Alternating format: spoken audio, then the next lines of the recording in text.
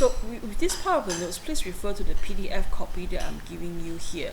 So I'm giving you a very, very simple example here. This is using A or N. So A, B, C, D, E is actually ID, or the node ID, or the event ID. Okay, and the activity itself is actually design, fabrication, foundation, installation, and commission.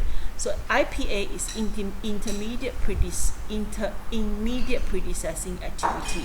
So you must know what is predecessors and successors. So successors is something that follows after the activity. Predecessors is something that comes before the particular activity.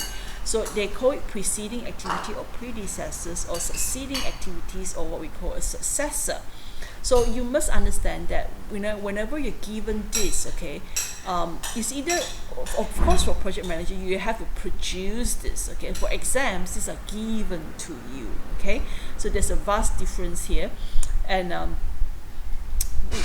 so what you do is with this here, now you've got the picture. This is a very simple activity that we take out for you to do, and then from there you draw your network. The first step is you draw your network, okay. So this is how you drew your network. So A is, there's no IPA, meaning that there's nothing that is preceding it, but then you draw your B, D, C, E, so once you draw it, you also place it in a position that is reliable, meaning that if you see B is after A, so B, you must put it after A, you see. You cannot do it like, put B here, you see. So A, B, A, C. So A is also a predecessor for C. So C must come after A. So these two basically is actually parallel activity. You can do foundation and your fabrication at the same time. Then D will come after B. So D will come after B. And E is an activity that will be finishing after you finish your D and your C, see. So this one here is a network. So from here, you need to draw your network. So you put everything in a node format. This is A or N technique. And you put all this in a node format. And then after that, you draw your network properly. And then from there, you are actually going to analyze your network. So here, in your network, you will have many. For critical path method, this is going to be your network, and your network will have this information. This part is early start, this part is earliest finish, this part is latest start, this part is latest finish, and this is the activity indicator, this is the activity ID, and this is the duration.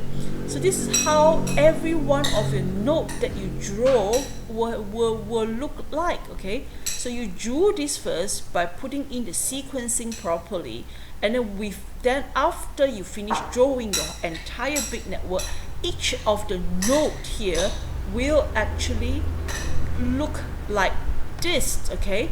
It will actually look like this with a reference to the key is here, you see. So once you've done that, okay, then we are off to do some analysis, okay. So there are some simple rules that you can follow here. These are all the rules that you have to do to prepare those rectangle and also the network, okay. So go through that, okay. So start and finish with a single activity. Plot activity horizontally along the paper. Determine the interdependencies. All activities should start with the earliest possible time for starting, and then insert the activity duration, and then you will be off to do a proper, this will be a network, okay. So these are some of the terms that we'll be using: earliest start, latest start, earliest finish, latest finish, forward pass, backward pass, critical path, total float, and free float, okay. So total float and free float, I will talk about that, when we come to that. So here we have another example here again. So this is your network. The duration is being given here. So what you do is you draw your network. So this is step one. What you do your network. So this is how you part your network in, and then this is how you're going to start your activities, okay. So all activities with Primavera, they always starts with a 1, but here we always start with a 0. Normally with manual, we always start with 0. It's only Primavera you need to minus 1. This is something that I don't like actually, but actually it is very simple. Every activity, the first activity will always start with a 0, okay. meaning that 0 is the day that you start the project. And then what you do is, after you've drawn all your network and put in all your duration properly in each of the component section here, we do what we're going to do is our forward pass. Okay, so this forward pass will start with a 0, and 0 add with a 6. This is the duration. Your latest finish will be 6. Okay, then after that you will go to the next activity. You place yourself on the next activity, and this is very critical. You must get this correct, because this lesson here, if you do not get it right, you will find that you'll be very confused. So every time you're putting like a chess piece on each and every one of this little box. Okay, so here we put your chess piece here, you put your little chess piece here and set design. You're looking at this particular activity and you ask yourself in forward pass, what is there any predecessors? There's no predecessors, then it means that it will start with a 0. So the A plus 6, 0 plus 6 is 6. So then this is your forward pass. You want to complete the top boxes first. Okay, and then B, you put yourself on B and you ask yourself, what is my predecessors? Okay, and what is the activity that comes before me? And there's only one, and that is A. Okay, so that's where you copy your earliest start from the latest start over here. Plus 9, you get 15. Then you put yourself on to C, and when you put yourself on to C, what is the predecessors? You will ask yourself, and the predecessors will be, again, A is the predecessors, and it's the only one and only predecessors here. So with this one and only predecessors, you copy the latest start back into the earliest start, and that will be the beginning of that particular activity. Plus 5, the earliest finish will be 11. So this earliest finish here is 15. The earliest finish here is this is earliest start, earliest finish. Okay, so you copy your earliest finish over to your earliest start, your earliest finish over to your earliest start, and then add up with the duration. This is how you get your earliest finished.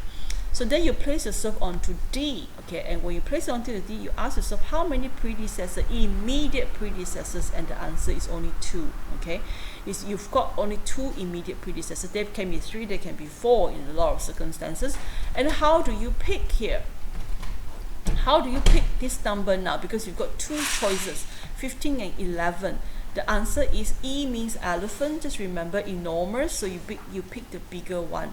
So pick 15, the latest finish for B over to here. Not because of this is wrong, this is also correct, but because of these 2 choices, you pick the max out of the 2. Okay, plus 7, you get 22.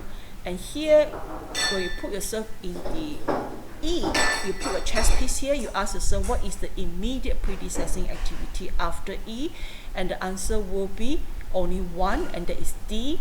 So you copy the latest finish over to the the earliest finish over to the earliest start, and then you're going to get 4, and this is your 26. Okay, so basically with this we've completed our earliest start and earliest finish for the top boxes here. So this is the beginning of your critical path analysis. So once you draw your network, put all the boxes up nicely, you insert all the little boxes, the sub boxes properly, especially the duration, do not get that wrong, and then you will start to do your what we call the forward pass, meaning that you are analyzing the network in a forwarding manner from the left to the right. Okay, and the lesson here is you basically have to add up the earliest start with the duration to get your earliest finished. Okay, so this is the earliest time in your network.